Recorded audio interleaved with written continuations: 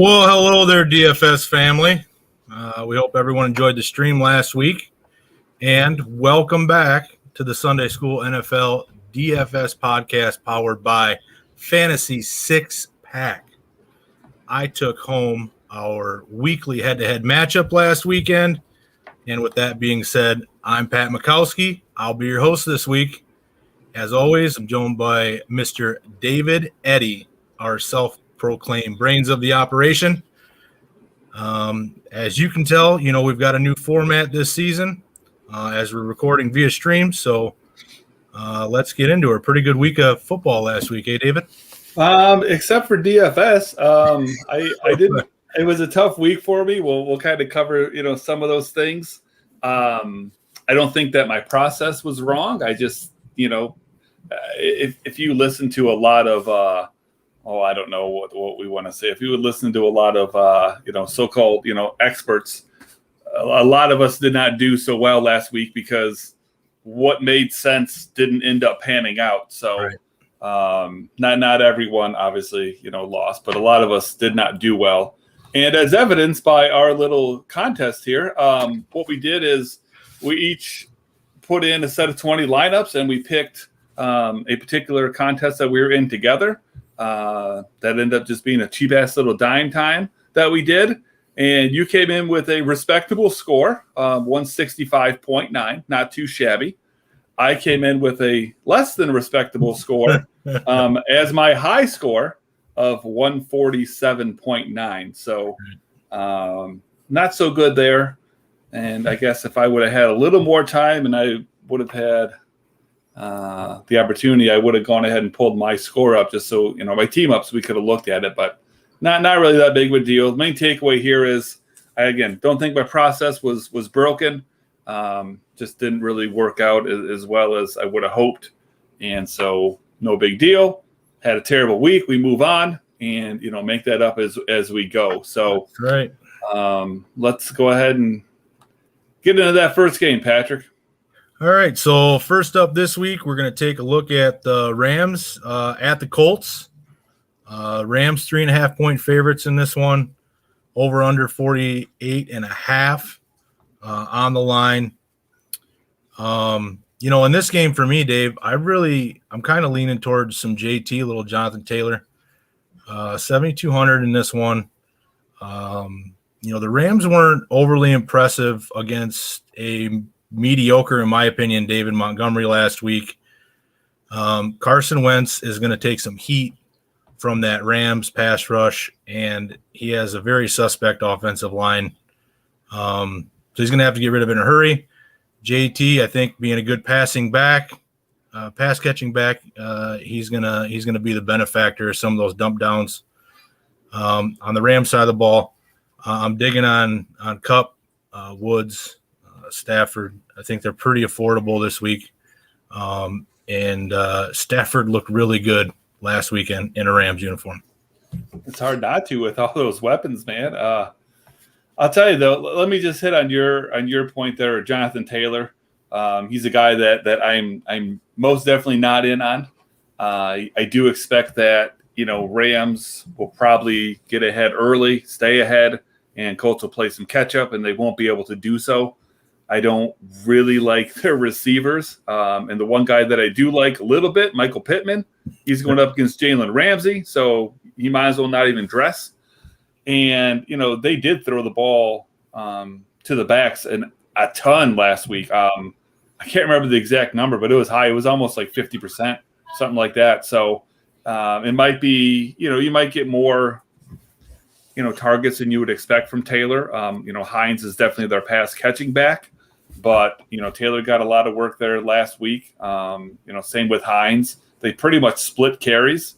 Taylor had a 55% snap count to Hines' 45. And I expect it to be pretty similar this week. So I'm shying away from Taylor. But kind of like you said, I love this matchup for the Rams. Conversely, I hate it for the Colts. I have no interest in playing any Colt this week. As far as Rams are concerned, I think I'm interested in pretty much everyone except for Matthew Stafford. It's not that I don't like Stafford this week. I think he's in a really good spot. there's literally there's probably 6 to 10 quarterbacks I just like more than him this week. So not a bad play, just not a guy that I'm going to be on. Definitely going to be looking to get some Kupp and Woods in there as one-offs. Can't do, game stacks because I'm not playing any Colts. So no secondary stacks there for me. Darrell Henderson, I think, is going to be super popular this week. He had 94% of the snaps last week. We'll see what happens. I personally think that Sony Michel, is going to see more action this week. And, Henderson's going to be a top 5 owned back.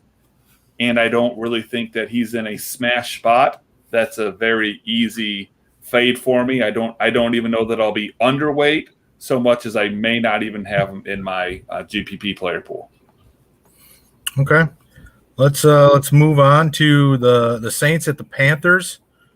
Saints 3-point favorites on the road, over under 44.5 on this one. Why don't you go ahead and start us off with this matchup, Dave? Well, that 45 or 44.5 point total right now, that's second lowest on the slate. So there's not a high expectation of points here. Saints are favored by 3 points, like you said. Even they are in the bottom half of the league for implied point total right now for this week. So not a lot of points are expected here. I don't know what's going to happen. This game could be low scoring. I could see a shootout here. I mean, both teams definitely have, some weapons. I would argue that the Panthers have many more weapons, but the Saints are clearly a little better team. And so for that reason, this is a matchup I really haven't gotten a good grasp of at this point. Obviously the Saints, kind of shocked everyone last week by, taking the Packers to the woodshed. I'm not sure if that is more a testament to the Packers or the Saints. I think it's more a testament to, the Packers just not up to par than the Saints are going to be that good offensively or defensively. Panthers, on the other hand, they had a cupcake matchup against the Jets, so it's also really hard to tell what to make of them. So just two teams I don't have a really good feel for at this point in the season. Now, we know, like I said, serious weapons in this game, especially for the Panthers, CMC, DJ Moore, Robbie Anderson. Just not sure how much, if any, exposure I'm going to have to them. CMC, to me, in cash is definitely in play every single week. GPPs, not as much, but he's always somebody that you can play, and, you're always completely justified to do so. My main question for them really just is if, Darno is the upgrade from their recent quarterbacks, that we would need to make all these guys, super strong options, week to week as opposed to matchup based. And, at this point, I don't know the answer to that question. I'm also going to be steering clear, mostly of the Saints with the exception of Kamara. Again, still deciding exactly how much, if any, exposure I want to, put on him, but he's definitely in play again, as he pretty much is every week. And I had the possibility here of, some punt tight end shares of Troutman. He saw 6 targets last week, and I don't think that 6 targets is out of the question at all again for him. So a lot of volume there for a tight end at just $3K. Yeah, I'm going to just shy away from this game, I think, for this weekend. It's just too expensive for me to play CMC. He's the highest, on the slate. Kamara's right up there, I think, in the top 5. I just think that there's some thriftier options out there. Both, I think, are going to be decent plays. I think they're going to put up some decent numbers. But I'm going to try to save some money by not rostering them because I'm gonna pay up at tight end a little bit this weekend. I think that there's few and far between options there, so I'm going to try to roll some of that money over in the tight end pool. So I'm staying away from this game. Texans at the Browns. Browns are favored by almost 2 touchdowns, 13 points. Yeah, well, they should be. Yeah, over under 48. And the Browns at the 3rd highest implied point total, 30.5 on the slate this week. What do you think about that matchup? Well, it's kind of one of those where it's, good versus bad. Like you said, Browns, one of the highest implied point totals. Texans have the absolute lowest at 17.5 points. So, this is got all the makings of, the Browns running away with things. And when that stuff happens, that's where you start to get some chalk, And I think the Browns are going to be a very popular game stack, great matchup against, the Texans here. And I tell you, looking at this game, I'm getting a big old Chubb. Nick Chubb, Patrick. So get your mind out of the gutter, man. On the other side of the game, I'm not going to be touching the Texans with a 10-foot pole here. I did consider some Brandon Cooks, but I really think week 1 was partially a fluke and partially taking advantage of that coward, Urban Meyer and that terrible Jaguars team. Yeah, Nick Chubb is most definitely my favorite play in this game. 5th most expensive running back at 7,800 on the slate. I think he's a no-brainer. That Houston run defense is not as good as they played last week. Chubb being the bell cow back, he's going to get the touches. I think Cleveland's going to get out to an early lead and just turn around and hand this guy the rock. I expect that to be the game script here.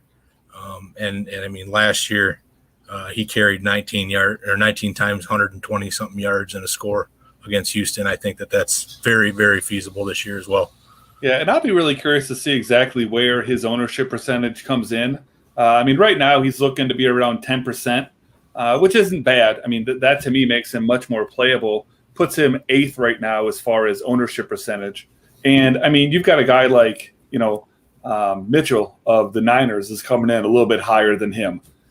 For that reason alone, that makes him much more playable. Like I said, we'll see exactly where he falls into play. As of right now, I really don't care what his, ownership percentage goes to as far as cash is concerned. To me, I'm Chubb is the guy I'm plugging in. But GPP-wise, I'm going to have to see where that ownership, falls. And if he stays outside of the top 5 and much closer to the top 10, I'm going to be very overweight on him. Yeah, next game up, a couple more running backs that had some pretty decent weeks last week. We're talking about the Bengals at the Bears. Bears favored by 2.5 at home, over under 45.5 points. I'm kind of digging on the Bengals stack a little bit this weekend. With Burrows, not only because of the matchup, how affordable the matchup is going to be. Burrows is at 5,800. And he was pretty impressive in his first game back following that injury last year. He spread the ball around nicely to his receivers. He was pretty efficient. I think he was like 20 for 27 or something like that. And having a running back like Mixon, who equally was impressive last week. Yeah, more so. Right, that can take some of that pressure off of him. And is a very capable pass-catching running back. I like the stack, and I like that stack with Jamar Chase, who's only at 5,000 this week. They have an undeniable connection and chemistry. I think he's going to be his number one option going forward. Followed up by obviously T and Boyd, and then you run it back with some Robinson in that game there. So. Yeah, before he got hurt last year, Burrow was a guy that, I was playing quite a bit. It's just because he was putting up such great numbers because they were always playing from behind. And my concern, with them is kind of the same it is for a handful of teams is even if I really like Burrow and I really like the matchup, I don't know who the fuck to play him with. I have to build so many stacks to kind of cover my bases because – especially now, I kind of thought Chase was going to be number 2 on the pecking order for sure. Maybe number 3 for a while. I thought it went, Boyd and Higgins were kind of 1A, 1B. And then you could argue that, Chase was fairly equal to whoever you thought was, on top of that list. And so now I just don't know how I would stack it. I would have to make so many stacks. I feel like that, I would be, using up too many lineups, but it's definitely not a bad play. For me this week, I'll tell you what, in this matchup, I love some Allen Robinson, like you had said. And I like David Montgomery this week too. My fear with Allen Robinson is just that his ownership is going to get pushed way up there because a lot of people are going to be in on him. and I could see it getting up to like 15%, which is probably going to make him about a top 5 owned receiver. And I don't know how much I like that whenever Andy Dalton's the one, throwing him the pigskin. So that scares me. But, Allen Robinson is as good as any receiver in the league when he gets his opportunities. So I just wish there was somebody better throwing the ball to him. Montgomery, I think he's going to be pushing double-digit ownership as well. But I think he's safer, even though he doesn't have, obviously, the ceiling that Allen Robinson have. I'm not going to be game stacking this one. I definitely will be using, A-Rob and either, Higgins, Chase, or Boyd in that order. I like Higgins, Chase, and Boyd this week in my secondary stacks, and I'll definitely be throwing some Montgomery exposures in there as well. Yeah, it's definitely a little scary still with the big flying red tomato or whatever the heck his nickname is throwing the ball in Chicago. I don't think that there's too many more weeks we're not going to see Justin Fields out there. And then we'll need a couple weeks of Justin Fields to see how much more do we like Robinson. I imagine we like him more. I would think with Fields in there because I think Fields will open things up a little bit. He's going to probably rely on Robinson a little more than maybe Dalton would. Dalton's probably got anyways, I don't know. We'll see what happens. Yeah. I don't know. All right. How about the Bills at the Dolphins? So the Bills 3.5-point favorites, over under 47.5. What do you got here, Davey? Well, I think, just like a lot of people, they kind of got burned by Josh Allen last week, and that it's DFS that shit's going to happen. If we knew what was going to happen each and every week, nobody would win any money because we'd all just split it. I really thought that, going up against, that Steelers defense, it was going to lessen his exposure just because, he was going up against a solid defense. And I still thought he had every chance of being QB1. Obviously, that didn't happen. This week, I don't think I'm being a lover scorn. I simply think that I'm fading him in a similarly tough matchup against the Dolphins. As much as I love the Bills' offense, I'm going to be fading this game with GPPs, with the exception that I'm strongly considering, the PPR floor of Beasley for cash games. I think that at his price tag, he's extraordinarily viable for cash. I think Emmanuel Sanders is in play as well. I don't think I want to touch Diggs this week, but not that he's a bad play. I just like the other guys and their value more. For the Dolphins, getting Will Fuller back is great for their offense. For DFS purposes, it just muddies that water even too much, further for me. Too many options on that Miami team with not a lot of confidence that any of them, are going to be able to do anything close to their ceiling. So just, guys that I'm just going to be mostly fading here in this game. Yeah, not a very enticing or interesting game for me in this one. I do like your call on the Beastly. I'm going to call him Beastly instead of Beasley play at just $4,600 for the guy. Last week had 25% target share. I think he could be a solid little slide-in play for someone somewhere. But Miami interests me absolute none. Especially as long as Tunga Paloma is that quarterback. He does nothing for me. 49ers at the Eagles. San Francisco favored by 3. 49 over under.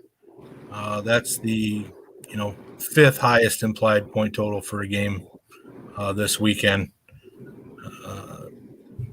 Mostert kind of did it for us last weekend. Hey, Dave. Yeah, he can. Man, you know what though? I remember I was on my way home, and I'm driving. Don't put it on me. I'm like, you asked if there was any news. Davey, I need an update. Yeah. Give me a last minute thing. What's going on? Shame on you. Shouldn't text and drive, asshole. Yeah, I know. I won't going forward. But again, it's like the Allen play, right? Like, and I've heard, a lot of people have talked about this, and they have said, Mostert should not have been a play, and I disagree because the way I look at things is if earlier in the week at whatever point in time during the week. It wasn't because it happened just before kickoff, because we had a good, hour and a half, something like that, to think about this news. And so for me, the way that I looked at this was, I don't want to make a rash call here. And I want to think, if on Wednesday, Mostert would have been ruled out, or I'm sorry, Sermon would have been ruled out, how would I have viewed Mostert? And I think I redid lineups. I put him in my cash lineup, and I played it as if, I had known this all week long. And, for me, that was an absolute smash spot. I know he doesn't, catch a lot of balls out of the backfield, but I didn't care at that point. Right. I expected it to be a blowout, and I expected them to get up big early. I expected him to get 20, 25 carries. 150 yards was not insane. 2 or 3 touchdowns was not insane. I thought he had a very high floor. Cash was a no-brainer. GPPs, I thought that it made sense as well. So, again, he killed me, but he killed a lot of us, and I don't think that I made the wrong choice in playing him. It just shit happens, man. Yeah. But, with this game, I had Jalen Hurts as my cash quarterback. I originally had Josh Allen, and I pivoted to Jalen Hurts. I think it was sometime Saturday, and that worked out really well. Hurts ended up being my highest GPP exposured quarterback as well. So that was awesome for this week. I'm still undecided as of right now what I'm going to be doing with Hurts. Very likely he's going to be one of my 3 or 4 quarterbacks in GPPs this week. Initially he wasn't, but I've kind of moved back onto him. That 49ers secondary is really hurting. So I think in cash there's probably better options, but in GPPs I think he's in play because I do like Devontae Smith. I was really impressed with him, and I think that Goddard's a strong option there as well. Rager, I'm not so sure about. He's in the mix. I don't know that I will actually, use him in a stack. I think I'll focus on Devontae, and if I'm wrong, I'm wrong. Especially the fact that he's going to have pretty low ownership. So as much as I like Hurts and Smith, I like him even more knowing that they're not going to be highly owned. 49ers as a whole, to me, man, tough play this week. I know they're going to score points. I just have absolutely no idea who's going to be doing it. And instead of taking, guesses and, blowing lineups up because I'm trying to figure out who's going to play, minus the run back with either probably Kittle or Debo. I don't think I'm going to trust Ayuk yet. Minus those two as run backs, I'm not going to touch that running game for sure. And I'm not touching anybody other than Debo and Kittle. Yeah, and this game has one of the 2 tight ends that I'm really kind of targeting for options this weekend. You got your eye on some tight ends, Patrick? I do. I have my keen eye peeled to some tight ends this weekend. Nice. And this one is an obvious one, with Kittle. I like the price tag at 6,400. I like the matchup too. Yeah. I know that Dave's not a big fan of position versus defense, history. Not really. It is something that I look at, throughout matchups and throughout the season. And I do hold a little bit of weight to it. Last year Philadelphia was 8th worst against tight ends in the NFL. They faced a rookie last week in Pitts, and a really, really bad version of an Atlanta offense that just was lethargic. I mean, and that's probably being, a little bit gifting as far as a word goes. Yeah, I mean, Todd Gurley definitely deserves to be right back on that team. Yeah, he's a perfect fit. Right. Old and slow. I'm going to play quite a bit of Kittle this week. Once again, not really what Dave likes to go with, but that's why Dave and I do so well, bantering with one another, is because we have opposite views on things. So I'll probably even run him out there naked, just him as a tight end, because there's not any run back options on Philadelphia that I'm interested in this week. Yeah, I'm telling you, I like Devontae Smith. Him a good game last week. I mean, him and Hurts are going to be good, and that Niners defense is not what you think it is. Not right now, especially.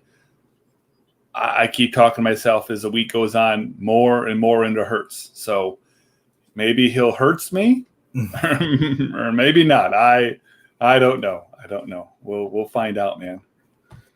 Broncos at the Jaguars. Broncos 6-point favorites on the road.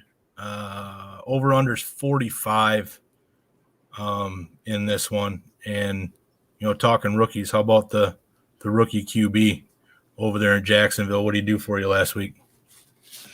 He didn't impress me.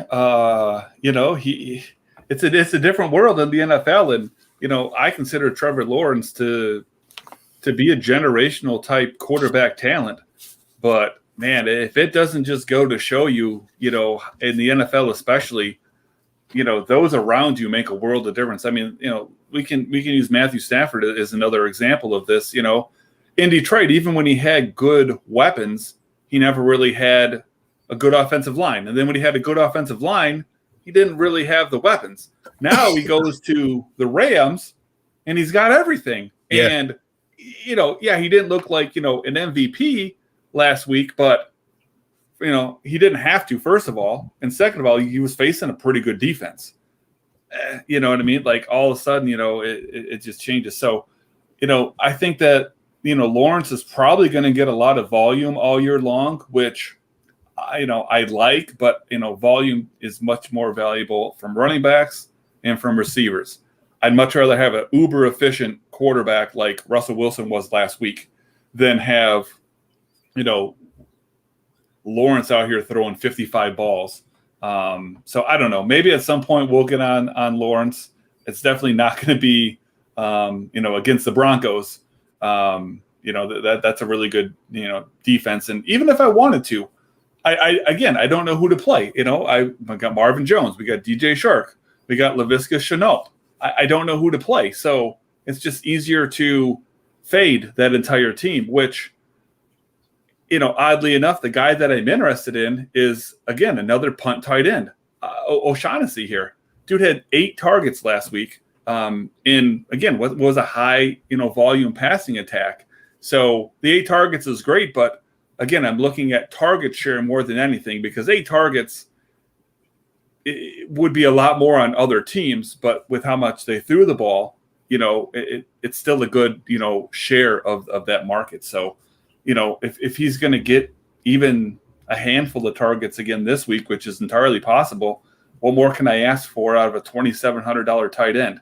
Yeah. On the Broncos side of things, I think that Javonte Williams is the back to play right now in that backfield. I know that if you just look at the box score, you look and say, well, what the hell are you talking about, Dave? Melvin Gordon had a great game last week. Well, Melvin Gordon had a 70-yard touchdown run. You take that away, and Javonte Williams was the better back. So I'm not confident enough in him that I'm going to have a lot of exposure, but I'm going to slide some Javonte in. I'm not going to be touching, any Gordon, but he's going to come in at, 5% or less. So I like that. Passing game wise, they're going to be a lot more condensed with, Judy on the shelf now. You've got Sutton, Hamler, Patrick, and Fant all in play. I'm personally going to be focused on Sutton and Fant. I may have a couple of secondary stacks with Sutton and O'Shaughnessy. More than likely, they're going to be one-off plays. Obviously, if I play Fant, it has to be a one-off because I'm not double stacking tight ends. Yeah, I'm staying at the tight end position in this game too. I like this is the other tight end I'm talking about this week. I'm going to be targeting is Fant at 4,200 in Denver. 8 targets last week. As Dave mentioned, with the Judy injury, this becomes a more condensed passing offense. We'd hope that Fant would be a beneficiary of that. Sure. And once again, last year, the Jaguars gave up the 3rd most touchdowns to tight ends in the NFL. Urban Meyer's not changing that. With 11. So Noah Fant at 4,200 is my play, my other tight end this week. Yeah, my only concern is going to be, of course, his ownership. So let me take a quick peek here real fast and let me see where we're sitting for ownership. I don't think it was a concern earlier. I just don't remember off the top of my head. So let me take a peek right now. We're looking fourth highest at about 6% now.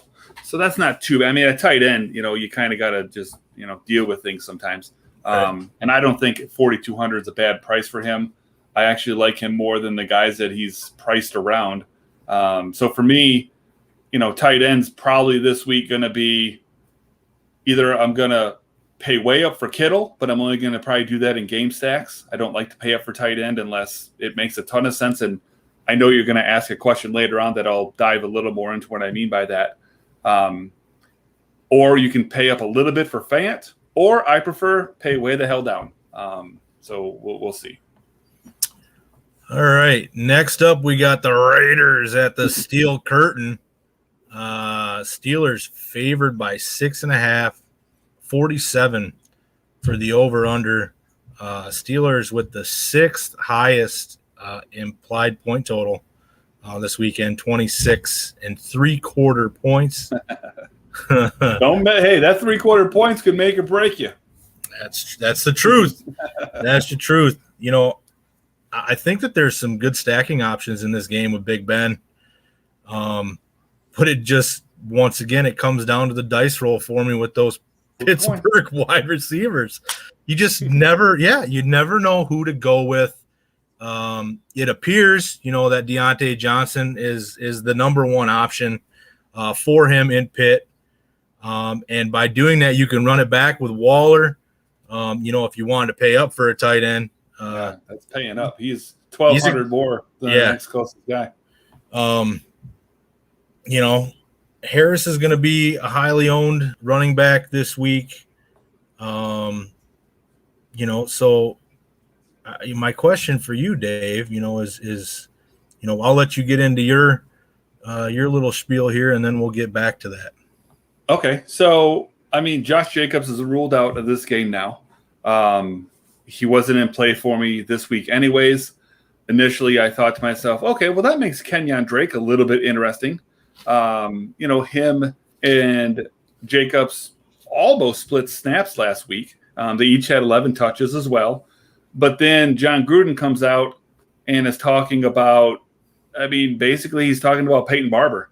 And he's implying that Peyton Barber becomes the lead back and Kenyon Drake remains in his role. So I guess, take that for what it's worth, but I probably wasn't going to be super interested in Drake anyways, but now I'm definitely not. So right or wrong, I'm off of that after that. And like I said, Waller's in play every single week. This week, without Kittle on the slate here, he's the most expensive tight end at 7,600, which is expensive, but he's also a wide receiver in my opinion. So $7,600 for a wide receiver that had 19 targets last week is an option. Right. But a good one. It's a good option. It's a good option. Again, he's $1,200 more than Kittle. So, if you're going to pay up for him, you probably need to make it worth your while, and you need to make that a game stack. That to me is not a one-off play unless it's in cash.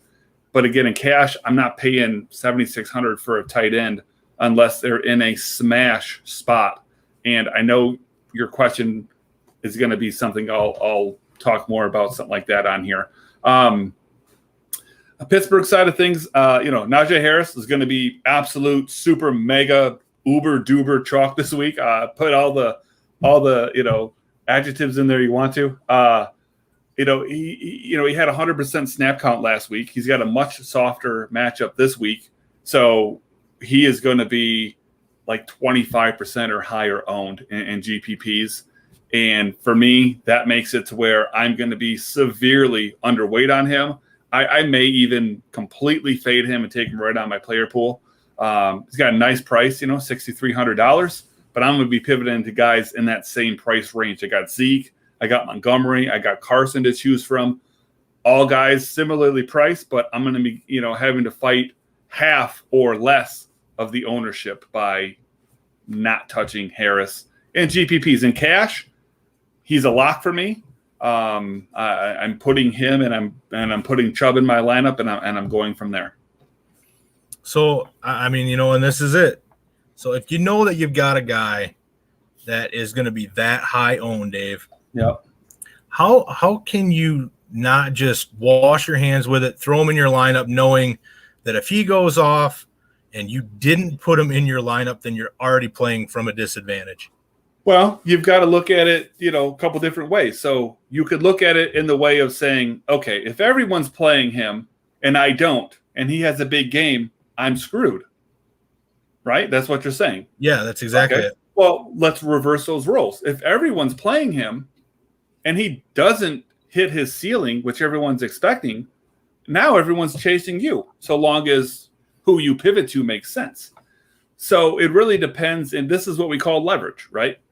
So we're making the stand on most players each and every week, and we're either saying, I want to play more of this person than everybody else to gain an advantage if they do well, or I'm playing less of somebody, you know, to gain an advantage, you know, if they don't do well. So the only time that I think it makes sense to eat like super chalk, like I'm talking about a guy that is just drastically more owned than anybody else in that position, is in a situation where they are in a smash spot.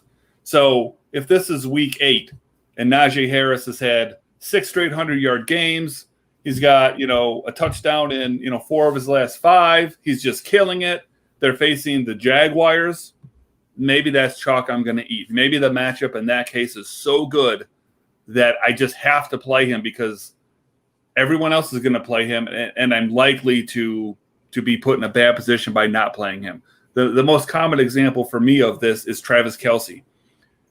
Travis Kelce is always so goddamn expensive that if you're going to play him, it needs to be worth your while. You don't want to play Travis Kelce, you know, against, let's say, Baltimore, right? A game where you think might be a little low scoring because you're going to pay a huge price for him.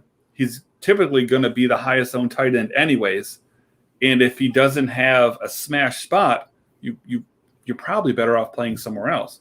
Again, if they're facing the Texans and they're, you know, 12-point favorites, he's a guy that maybe that's where you have to eat the chalk that week because he's probably such a superior play to everybody else on that, you know, on that slate at that position, that becomes chalk that you just have to eat. Otherwise, to me, you got a guy like Harris in this situation. To me, he's not a no-brainer. I have to play in GPPs. So how do I take advantage of that? I just go somewhere else. Give me Zeke, give me Carson, give me Montgomery. You know, give me the passing game from Pittsburgh. Give me whatever is the opposite of Najee Harris. So what if it's not Harris's name on the back of the uniform and it's somebody like El Tractorcito or Dalvin Cook, and we're talking about the same type of matchup? Does the name on the back of the jersey matter to you? Nope. It is all about price, all about ceiling, and all about ownership. Perfect. Well, we'll get into a couple examples of that. I'll talk about Cook when we get to him. I'll talk about Henry when we get to him in the exact opposite of that. So again, it doesn't matter who it is. If it's somebody that's going to have just crazy ownership compared to everybody else, and to me, they're not in a no-brain smash spot where, you know, I'm 80% or higher confident that they're going to have an amazing game, then I'm just not going to touch it. All right. So our next game, which won't have. Let's get to a question here. Oh, there we go. My boy Garrett here says, would you prefer Sutton or Chase in cash or somebody else? Pretty similar pricing. Patrick, you want to start there? I'm assuming he's talking Jamar Chase. Yeah. You know, it's just matchup thing for me. Like I already alluded to the fact that I like the connection and the chemistry that Burrow has with Chase. You know, Sutton, they're just starting to kind of work him back into the game plan in Denver, getting some familiarity with Bridgewater over there. Sutton, I think, would probably be a smarter cash play, but I think that you're going to get more productivity out of Jamar Chase. Yeah, so he says here, correct. He says Jamar. So But for me, the question, I'll answer it both ways. Do I prefer Sutton or Chase in cash?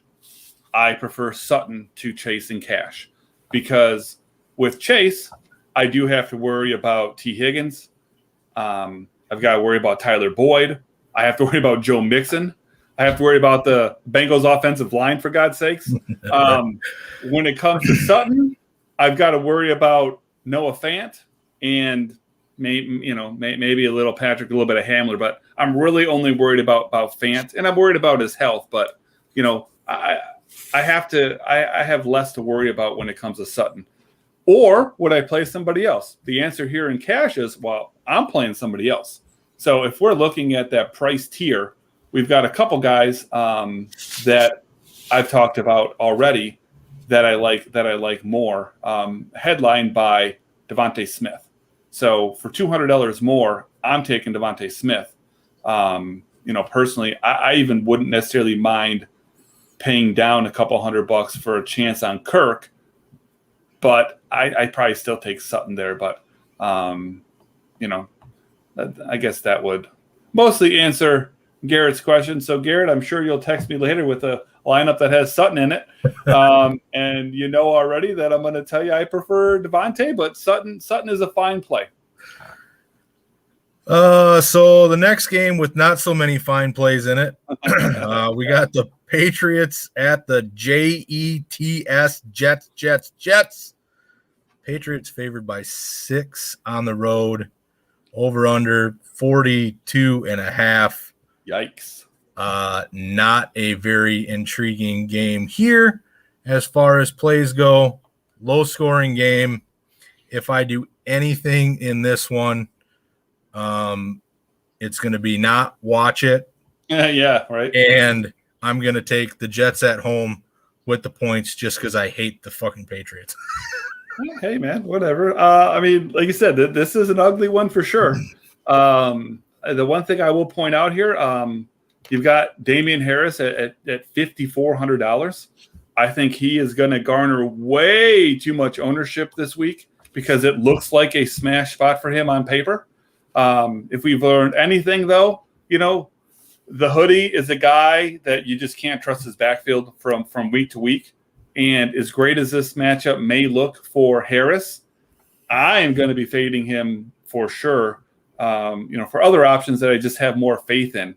And a big part of that is, again, if you're not box score hunting and you've watched these games, you will notice that Damian Harris lost the game for the Patriots last week with a fumble, at the end of that game. And I think that is something that Belichick is not going to put up with. And so I don't know that we're going to see that same usage out of Harris this week because he's got to regain some favor. As far as the Jets,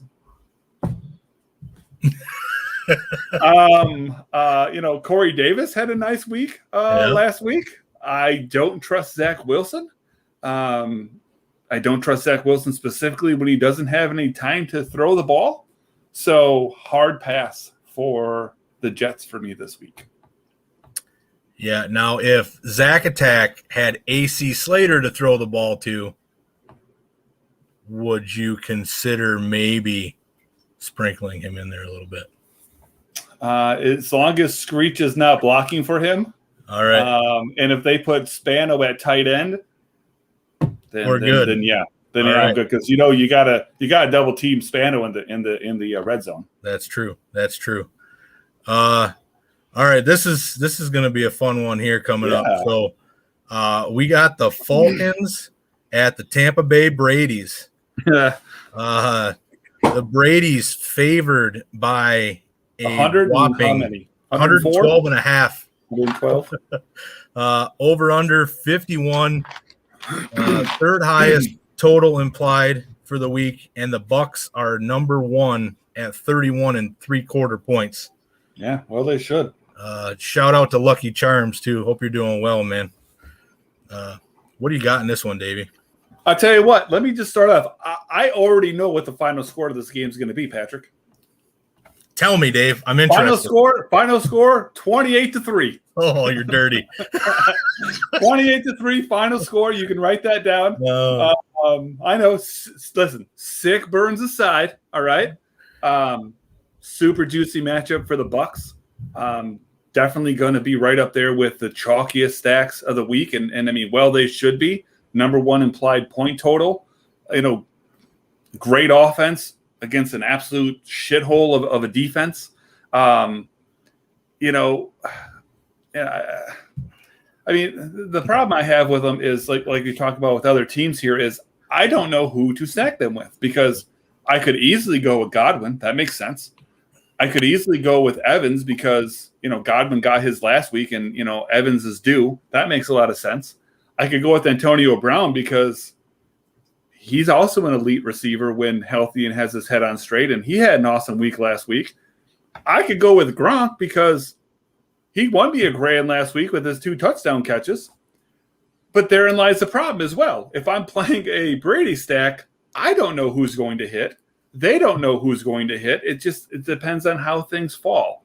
And God forbid they all do okay, but not great, and nobody has a big game. So it just makes it really hard for me to stack them, even though that's an absolute no-brainer. And there's just too much luck in that for my liking. I don't want to have to put names in a hat and pick them out to make my stacks. I prefer to use my brain to do that. So, and again, we could narrow it down. We could stack 2 guys with them, but we still have to hit. So, I'll probably just be passing in favor of, making secondary stacks, with this game. I still really like Ridley this week. I guess I'll get to Ridley here in a second, but, I also like this as, some one-offs, even though they're probably a little pricey to have as one-offs, but, definitely in mind, if I have a spot to fill. Falcons, on the other hand, absolute fucking mess. A dumpster fire. Absolute. Might as well call them the Detroit Falcons. They are a disaster. Pitts last week, I don't think he was a bad play at all. I don't think he's a bad play this week either. You still get a pretty high ceiling. Price tag isn't too bad for him. Ridley ended up being a terrible play last week. And I'm sorry if you played Ridley last week, but I think that plays greatly to our advantage this week, because I think that's going to make him much lower owned than he deserves to be, after an absolute, clunker last week. If that ends up being the case where, his ownership does not exceed, we'll say 15%, then I'm going to be overweight on him. If he gets up over or, around 15%, then I'm going to at best, stay even with the field on him, but I'm definitely not going to go above that. Yeah, this is going to be an absolute bloodbath. Brady's $6,900 price tag.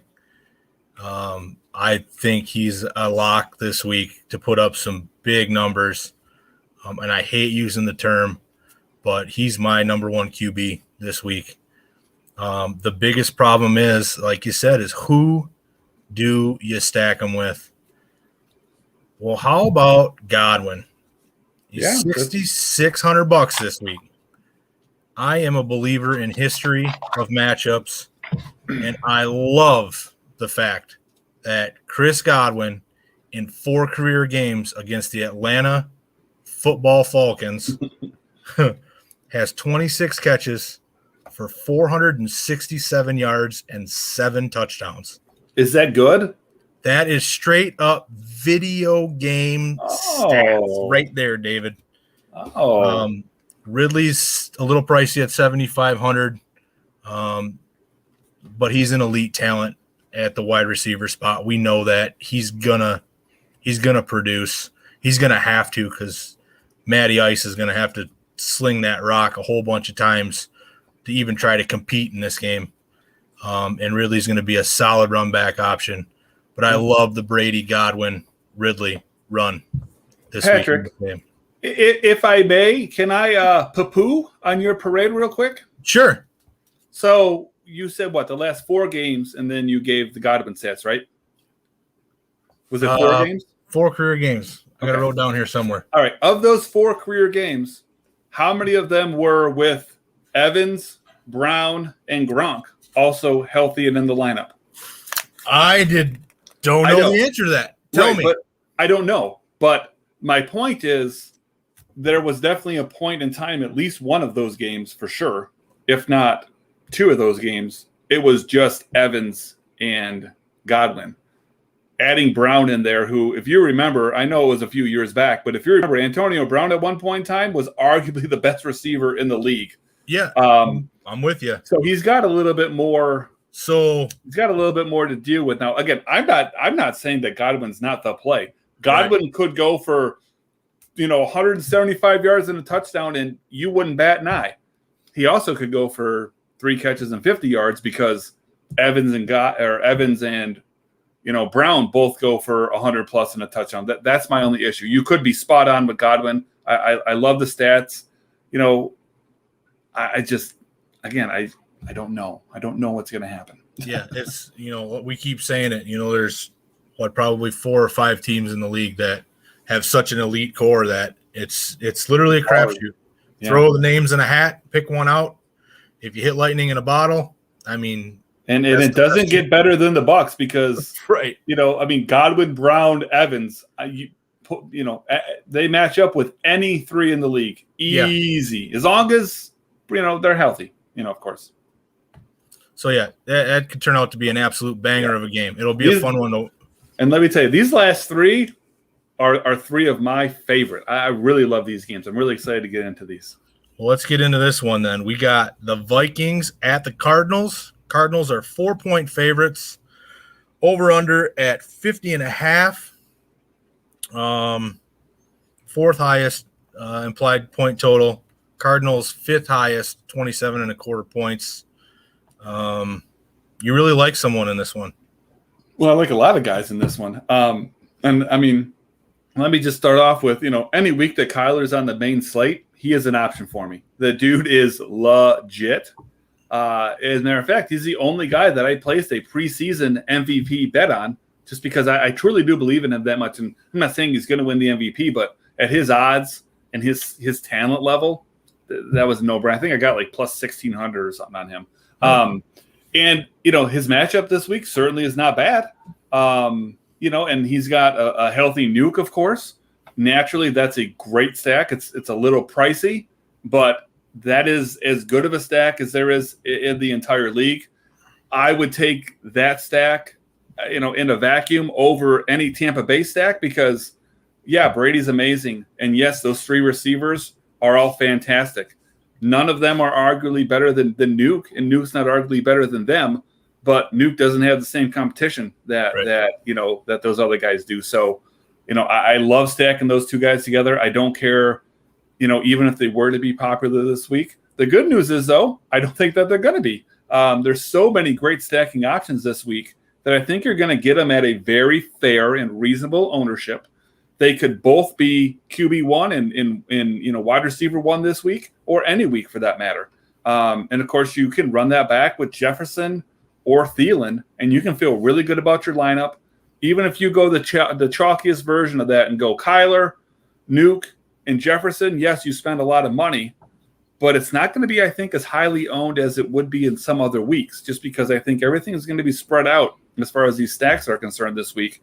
And then you can get different elsewhere. And this is another example of why I wouldn't want to play, a guy like a Najee Harris here, because he's going to be so chalky that you do need to get a little bit different without getting crazy to make something like this work. And this is where you throw in an O'Shaughnessy, a guy that's going to be, relatively low owned.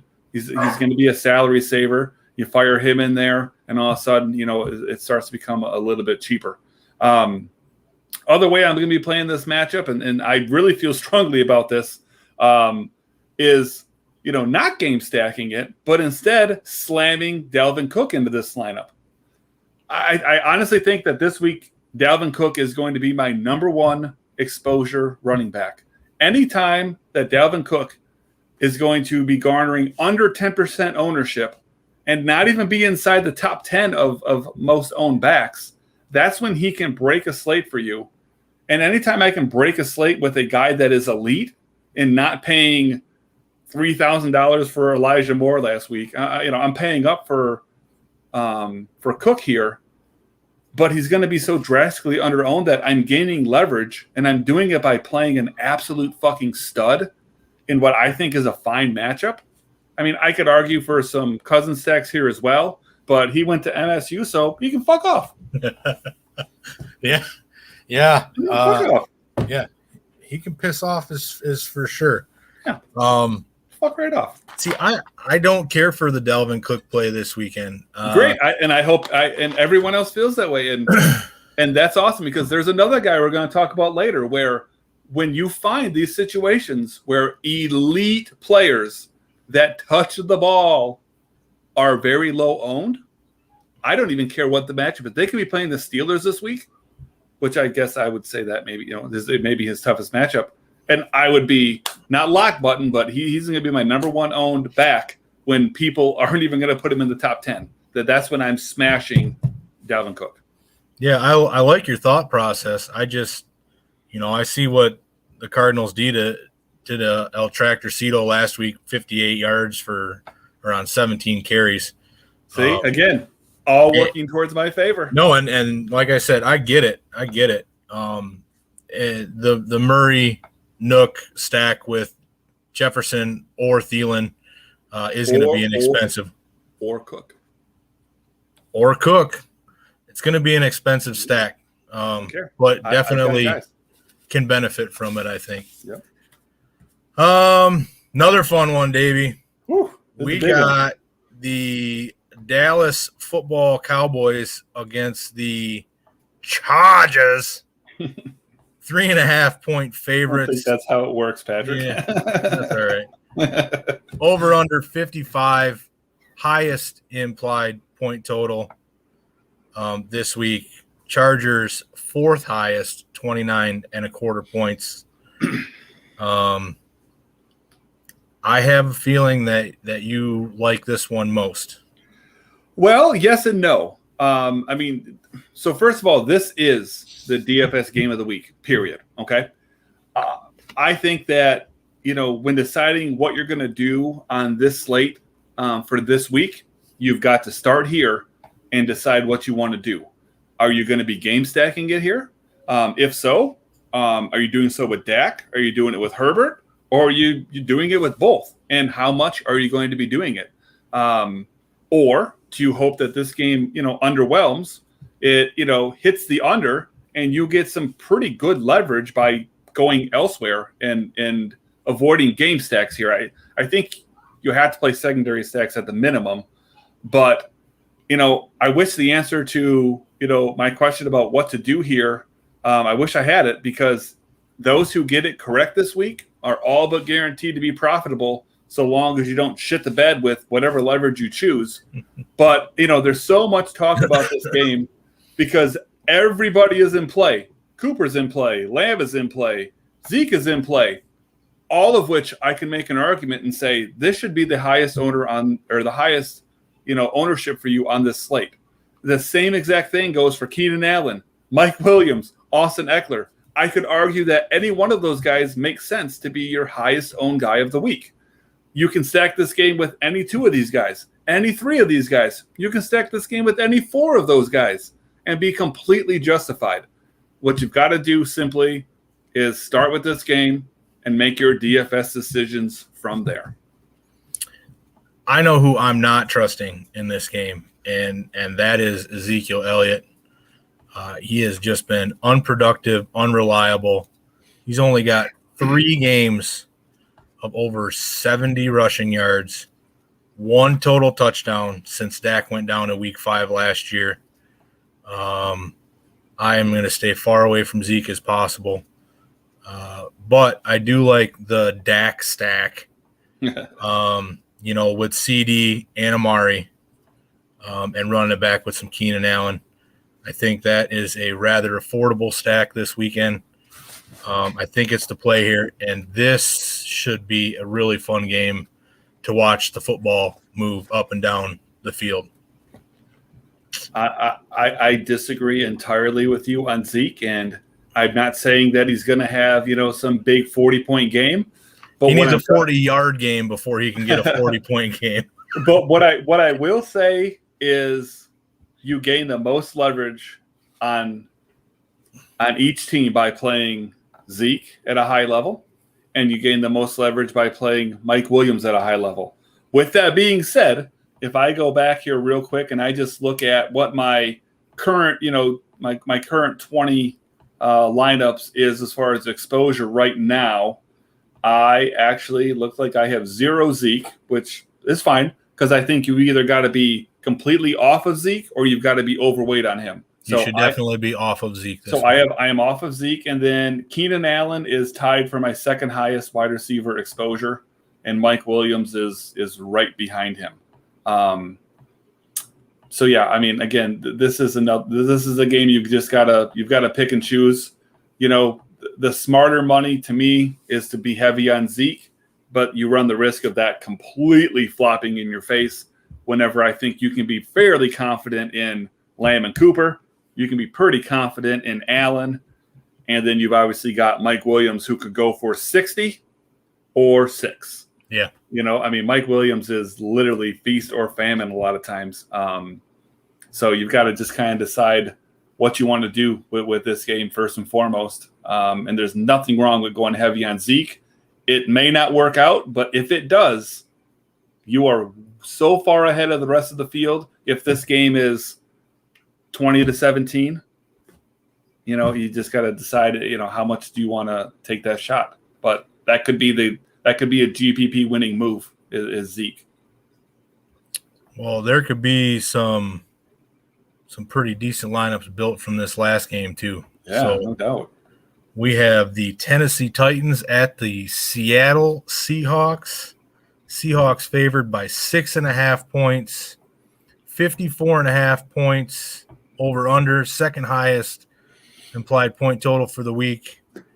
The Seahawks, 30.5 points implied total, also the second highest this week.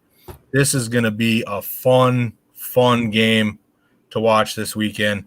There's so many stacking options here. Yeah. 2 of the top offenses in the NFL, without a doubt in my mind. 2 great quarterbacks, 4 elite wide receivers. Yep. 2 running backs that can absolutely pound the rock. I'll probably just have a little bit of fun with this game, run some Tanny stacks, run some Wilson stacks, and hope that this thing turns into an absolute shootout and I can hit a little bit of lightning in the bottle. Don't know exactly which route I'm going yet, but I'm going to have some skin in this game. Absolutely, man. And especially after week 1, I will tell you right now, do not sleep on the Titans. Let's not forget, like you alluded to here, Henry, A.J. Brown, Julio Jones, Ryan Tannehill, all can break the slate on any given week. And more than that, more than one of them can do that in the same week.